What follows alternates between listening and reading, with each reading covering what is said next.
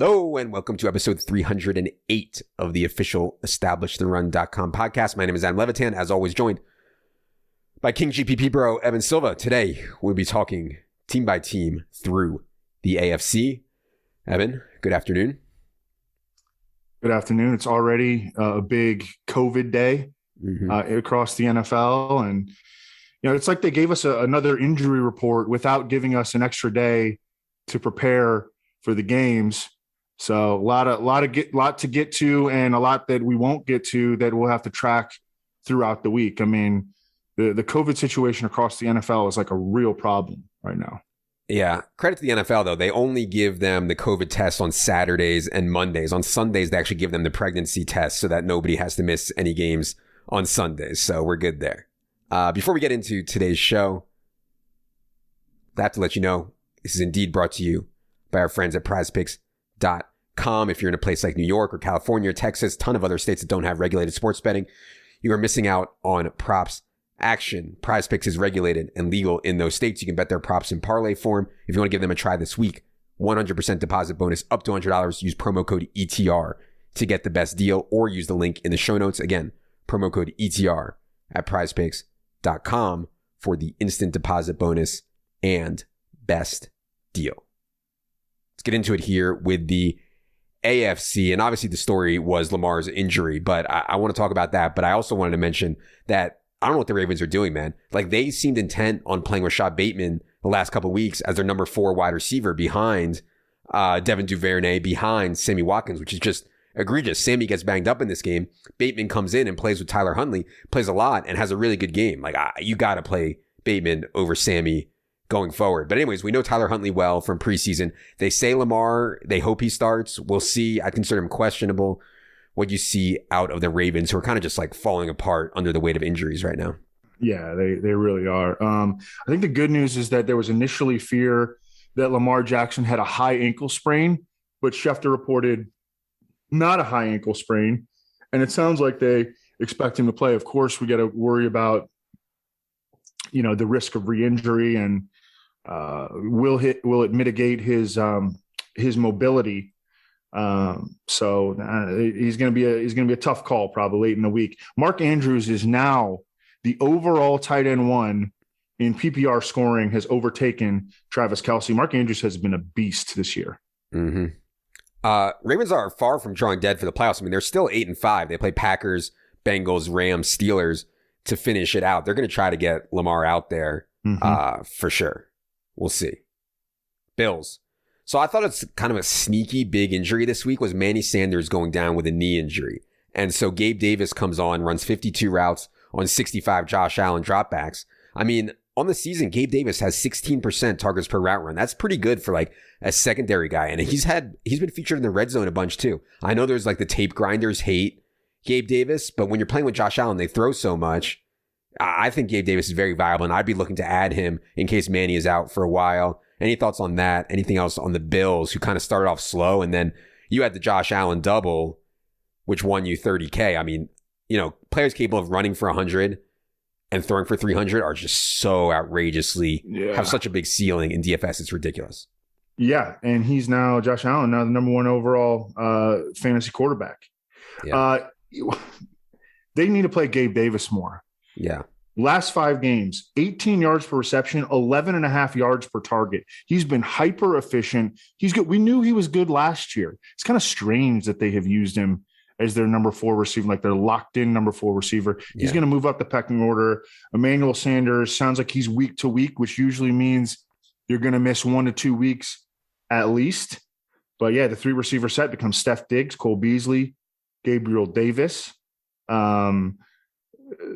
The Bills have lost 5 of their last 8, but 4 of those have been by 6 points or fewer. I mean, I saw Leone tweeting out that, the Bills are actually a good team. At first, you're like, well, that's just him being a homer. But no, he's right. The Bills are a legit good team. Yeah. And they have a pretty soft finish, too, to where they should be able to finish with 10 wins. They're at 7-6 right now. Panthers at Patriots will be tough, but then the Falcons and Jets. So I still think they're going to be a 10-win team. And And Josh Allen, it sounds like he's going to be fine. He left the stadium in a walking boot, but it sounds like he's going to be all right. And I think that moving Gabe Davis into the lineup in place of Emmanuel Sanders, who hadn't done anything in months, that's going to be, I think, an upgrade to their offense. I haven't seen prices, but just from talking to you here, I think Bills to win the AFC is an interesting bet if you're getting a good price. I mean, they're down to 7-6. They're struggling, but they have a really high ceiling because their defense can play really well. And obviously Josh Allen can play really well too. So I think that's at least interesting. Let's go to the Bengals. You know, I think the Bengals stuff is pretty predictable on a week-to-week basis. We know exactly how they're going to use Joe Mixon, early downs only. We know exactly what they're going to do in their 3 wide receiver set. We know exactly roughly what the target shares are going to be. It's going to be T and Chase up top and Tyler Boyd trailing. They get into these kind of better setups when crazy things happen, when big plays happen. And that's what happened Sunday. You get Jamar Chase big plays, you get George Kittle big plays, and all of a sudden the game speeds up. You get a bunch more attempts than maybe most people projected for Joe Burrow. He has a big game as well. They're at the Broncos on Sunday. What do you see out of the Bengals? Joe Burrow now leads the AFC in yards per pass attempt. I mean, it's kind of been, you're right. I mean, the game script can vault them into being more aggressive. I think that when they enter each game, their game plan generally begins with handing off to Joe Mixon, strangely using Samaje Perine on passing downs, but then throwing the ball downfield. And that's why you see big yards per pass attempt numbers for Joe Burrow, a monster ADOT for Jamar Chase, a solid ADOT for T. Higgins, and Tyler Boyd doing nothing. Yeah. Just looking down and Odell Beckham, actually, we just taped the NFC pie. We didn't get to talk about it, but Odell Beckham is now on COVID as well. What a mess for the Rams. Browns. Speaking of COVID, so Kareem Hunt hurt his ankle. He's out. So I was like, oh, that's really interesting for Nick Chubb. Of course, I think Dearness Johnson will play, but I do think Nick Chubb's floor ceiling combo is better when Kareem Hunt is out. But then you get this COVID news. Jarvis Landry, Austin Hooper, Jedrick Wills, Wyatt Teller is among 6 players, I believe, that have been placed on COVID so far. They're in the midst of an outbreak. We'll see what happens there, but they're going to be really, really thin and shorthanded. And I do think they play the Saturday game this week. There are 2 Saturday games this week. They'll play the Raiders at 2:30 Mountain Time on Saturday. So, yeah, I don't know if there's a lot to say here because we don't know exactly who's going to be in the lineup, but they haven't mentioned Donovan Peoples-Jones yet, who I thought played a pretty good game on Sunday. Anything for you on the Browns? Yeah, and Donovan Peoples-Jones was up over 90% of the snaps in this last game. Shout out to Daigle. He was on DPJ here. So, you got to give the credit where it's due. Austin Hooper, he just went on COVID, right? And David Njoku had been on the COVID list. I think Njoku will get back, yeah. Okay. So it could be just David Njoku because Harrison Bryant didn't practice all last week with an ankle injury. That makes you wonder if he's got a high ankle sprain, which could cost him multiple weeks. So it could be just David Njoku alone. But we're going to have to wait until the end of the week to truly have a grasp on what's going on here because there's a lot of moving parts. Broncos. And the assumption of rational coaching was that Javonte had earned more. That's not what happened, and I thought this was like the likeliest outcome was that Melvin would return directly to the 1A role. That's what happens. Melvin Gordon, 34-33 over Javonte Williams in snaps. Melvin Gordon, 24-15 over Javonte Williams in carries. And so, it's disappointing for the Javonte Williams truthers out there, of which there are many, but I think it was kind of expected. It's not like Melvin Gordon has played poorly this year. I think Javonte has been better, much better, but it's not like Melvin's played poorly. So I think we're back to like the 50-50 split projection going forward there. What do you see out of the Broncos, who really didn't need to do much to beat the Lions? I mean, they just smoked them. Yeah, the only thing that surprised the Broncos are 7-6. That's the only thing that I had to add here. I was surprised when I looked down and saw that they were 7-6. They do have a brutal schedule down the stretch. Bengals, then at the Raiders, they could win that. But then at the Chargers, that's tough, and then the Chiefs. So tough finish for them. But I mean, there's a bunch of 7-6 teams in the AFC. Yeah, I mean, 3 of their wins, they started the season 3-0, the Broncos did. Giants, Jaguars, Jets. I mean, it was so laughable. They started 3-0, and now they're going to kind of pay for that at the end of the year with a tough schedule. I know. I'm interrupting the video. Wah. But if you're enjoying this video and want to see more fantasy football and DFS content like it, please just take 2 seconds, hit the subscribe button, hit the thumbs up button. Really does go a long way for us, and we'd appreciate it. Thank you for watching, and now back to the show. Texans. I thought Davis Mills actually played, like, I don't want to say well, but like reasonably. And Brandon Cooks had a big game. Nico Collins had a big game. Like, and maybe that's a testament to how bad Seattle's defense is right now. But yeah, Davis Mills I thought was okay. Rex Burkhead had a big chance here with David Johnson out. He hurt his groin in this game. I'm not sure the status of that. But as always, Evan, not a lot to say on the Texans. You have anything there? No, just that it's going to be a full rest of season audition for Davis Mills. They declared that he's going to be their starter, and they're kind of moving on from Tyrod. By the way, the freaking Texans play the Jaguars this week. Like, could you fathom a worse NFL football game than Texans-Jaguars on Sunday? It's going to be a quick write-up, that's for sure. Oh, my God. Colts will come out of their bye home against the Patriots for a Saturday game. Really interesting spot. Both these teams coming out of their bye, both of them playing on Saturday, both of them with major playoff implications. Obviously, I don't have a lot of questions around the Colts. Like, we know how they want to play. We know how they're going to play. Anything for you on the Colts as they get set to play Mac Jones and the Patriots? No, just that they're 6-2 over their last 8. The Colts are. They got 2 tough ones in a row, Patriots and then at the Cardinals. Then they got the Raiders and at the Jaguars last 2 games. Can they catch the Titans and win the AFC South? I don't know. We're going to find out. The Jaguars got shut out by the Tennessee Titans. I mean, pretty embarrassing. Also embarrassing is everything going around with Urban Meyer right now, who like didn't know that one of his defensive players didn't even play in the game. There's reports from Tom Pelissero and others that he's lost the locker room. You know, nobody wants to play for him. Blah blah blah. This seems like a one and done situation. It seems like they can't bring him back for next year. I don't know. Like, Trevor Lawrence has looked bad, man, but I don't know how much of that you can put on him, given what's been going on around him. Any takes on the Jaguars as they get set? Honestly, for a home game against the Texans, like, maybe you could find some James Robinson, some Marvin, some Chenault stuff here. I mean, they're home against the freaking Texans, and then they play the Jets. I mean, this Jacksonville situation is ridiculous. But go ahead on the Jaguars.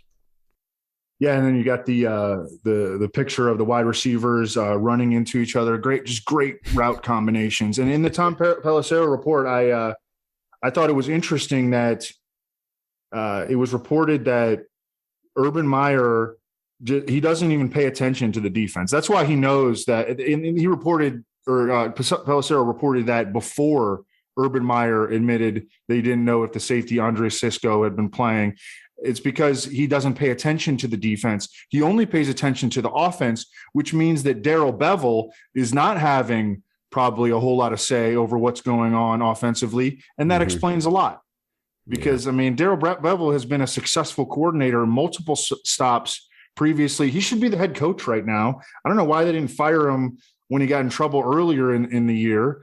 And, I mean, it's almost like he's trying to get fired. Yeah. That's what it seems and like. They still won't fire him. It's like, what a disaster. Chiefs. So Chiefs played the Thursday game this week. They won. They dominated. But as we talked about the NFC pod, I didn't think that Mahomes was like shredding. Like, I didn't think it was like old school Mahomes. They won with their defense, and they won because the Raiders were like so bad. I mean, this game got out of hand quickly. And one other thing I would note is that it's not as tight as it used to be. Like, when they blow out now, or when they score a lot, it's not necessarily through Tyreek and Kelsey. Like, we saw Josh Gordon score. We saw Darrell Williams get a bunch. Travis Kelsey has now been under 30 receiving yards in 4 of 13 games this season. So I'm not ready to say like the Chiefs are back and everything, but they're winning now with defense and with kind of secondary players, which I guess is fine. What do you see out of the Chiefs? Well, they're up front. Chris Jones, Frank Clark, Melvin Ingram. I mean, they had an unholy game here. And then, the Chiefs, I mean, they're a defensive-oriented team at this point. I know it's weird to say. Their point totals allowed over their last 6, 9, 9, 9, 14, 7, 17. Yeah. So, I mean, they're not giving up points. But and then now they have what the Thursday nighter at the Chargers, which is a big game. Chris Jones, though, just went on COVID. So it looks like he's going to be out. It'll be a great spot for Clyde Edwards-Helaire. You look at the box score, Derek Gore led him in rushing. That was all garbage time stuff. It's going to be mainly CEH and Darrell Williams against the Chargers. Yeah, I mean, Darrell Williams isn't even the garbage time back. He's a big part of their team because in garbage time, like you said, they used Derek Gore. Let's go to the Las Vegas Raiders. I mean, this RENFROW thing, man. I did a thing on RENFROW a couple weeks ago on the solo pod. I mean, the three best players in the NFL right now are Hunter Renfrow, Cooper Kupp, and Leonard Fournette. I mean, it's like it's a tough scene, man. I mean, Hunter Renfrow now has a 26% target share in games without Darren Waller this season. I mean, it's ridiculous. Jacobs, we talked about it a lot last week because Jacobs was such a good play, I thought, mainly because Kenyon Drake and Jalen Richard were out, giving him a pass catching floor and ceiling. And you saw it. I mean, even though they got absolutely trucked, Josh Jacobs still caught 5 balls to salvage the day. What did you see out of the Raiders, who, I mean, they just got absolutely steamrolled? Yeah, by the way, you see these dorks tweeting us about Leonard Fournette? Yeah. You see There's that? a couple of them, yeah. He got cut twice. I mean, he got cut once, and he almost got cut twice. We have been right about him every step of the way. I mean, imagine being righter about Leonard Fournette than we have. And we liked him this year, Yeah. We liked him. I didn't anticipate him being this good, Right. I mean, he's crushing it. But, I mean, he's the best. We knew he was the best back or all-around back in the backfield. Yeah. It's just whatever. Anyways, back to the Raiders. Yeah, RENFROW. I mean, and it's not going to stop. It's not going to stop. And then they have who do they have? Oh, the Browns coming up. Yeah, and the Browns just lost their slot corner, so it's going to be the RENFROW or no? They're at the Browns. Yes, on Saturday. Yes, correct. So it's not going to stop. But the Raiders, as an offense, as an entity, they scored 16 points or fewer in 5 of their last 6. I mean, they're off. Derek Carr hasn't been good. You remember he kind of teased us early in the season, just was unable to. I know that their offensive line isn't very good. Darren Waller has been out. Darren Waller didn't seem close last week. I mean, he didn't practice at all or anything. And so, it's going to continue to be the RENFROW show. Let's go to the Los Angeles Chargers. And we've been talking about Josh Palmer for a long time. And so I was glad when he finally got his chance that he capitalized on it. I mean, in a big way. I thought Josh Palmer looked really good. And he was the one who got the role change, not Jalen Guyton, which is kind of what we expected. I mean, Josh Palmer's only 22. Justin Herbert's 23. Big Mike Williams is an unrestricted free agent. I love having Josh Palmer as a dynasty asset. Anyways, the big story, though, was Austin Eckler injury. And people want to know, who do I pick up? Do I pick up Justin Jackson? Do I pick up Josh Kelly? My instinct is Justin Jackson is the better player and will get more of the work, but I don't know that for sure. I don't even know if Eckler's going to miss time, to be honest. It didn't seem like it was overly severe. What do you think about the backfield and anything else on the Chargers? Yeah, I'm not going to apologize for being right about Leonard Fournette. I will apologize for being wrong about the configuration of the Chargers. I should have known this. What they did, they just kept Mike Williams in his normal role. They kept Jalen Guyton in his normal role, and they put Josh Palmer in there for Keenan Allen, and he played real well. And I thought that they were going to move more to Mike Williams, and they really didn't. Jalen Guyton wound up catching a long TD, and that, got him there from a fantasy standpoint. Only had 3 targets. Josh Palmer led the team in targets. That's good. I mean, he was more of a big play guy in college, and now we see him being able to play multiple roles. Mm-hmm. You're right. He's a really nice dynasty asset right now. Keenan Allen nearing 30, Mike Williams in a contract year. Yeah, you're absolutely right. He's an awesome dynasty asset. Rashawn Slater just went on the COVID list, and they were already without Ode Abushi and Brian Bulaga, their right guard and their right tackle. So now all of a sudden we're talking about cluster injuries for the Chargers offensive line. Justin Herbert, I think the number one capability of a quarterback, or the number one sign of like a truly elite quarterback play, is elevating your teammates. You lose Keenan Allen, you lose the right side of your offensive line, you're elevating Jalen Guyton. You're elevating Mike Williams early in the year. Josh Palmer jumps in, he's all of a sudden really productive. And Justin Herbert has shown the ability to elevate teammates. That's a sign of elite quarterback play. He's going to have to keep doing it without Rashawn Slater on Thursday against, again, a Chiefs defensive line that is going to be without Chris Jones, but has been red hot. Yeah. Herbert's an awesome player. Any takes on if Eckler misses, who you prefer between Justin Jackson and Josh Kelly? It sounds to me like Austin Eckler is definitely going to play. Okay. Yeah, I already wrote this one up. I just put that they're pretty much even. I would lean toward Justin Jackson. He's more versatile. Yeah, me too. Speaking of COVID outbreaks, so Miami comes out of their bye, but Philip Lindsay, Myles Gaskin, and Salvon Ahmed are all on the COVID list. I don't know if maybe Gaskin or Ahmed could get cleared because they tested positive last week. We'll see, though. Good spot for them. Obviously, they play the Jets. If all these guys are out, it's a really interesting spot for Tua and DFS, which I think we'll talk about on Friday for sure. But anything on the Dolphins as they come out of their bye? They can get to 500 with a home game win here against the Jets, which they should be able to. And they've got the Saints and the Titans, both games on the road, but they could get up to 9 wins theoretically. Yeah, the entire backfield's on the COVID list. I mean, what are they going to do at running back? Yeah, maybe Malcolm Brown is ready to play. I don't know. We'll have to see. All right. Patriots will come out of their bye to face the Colts in Indy on Saturday. Damian Harris looked like pulled his hamstring pretty badly to me in the game before the bye, but he was back practicing this morning. So for now, I think maybe Damian Harris will be back. I was kind of hoping not because I have a bunch of Ramondre in best ball and was hoping that he could get a full game here, but looks like Damian Harris will likely be back. Anything for you on the Patriots as they come out of their bye? Yeah, he pulled the hamstring twice in that game, but they did have the bye in between.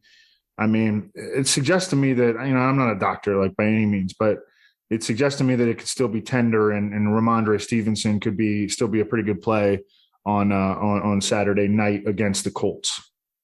Jets, the same feeling I have with the Jets is the Giants. Like on paper, things make sense. Jamison Crowder play made sense on paper. I talked about this on the solo pod. Like sometimes things are just so bad and so outlier bad that it doesn't matter what makes sense on paper. It doesn't. Like Zach Wilson looks so bad that it's irrelevant that Jamison Crowder was in like an all-time home run spot. So, I think you just need to like exclude Jets from my DraftKings.com app. And luckily I haven't been burned by it too bad. This was the first week that I think I played any Jets. But anyways, anything for you on the Jets?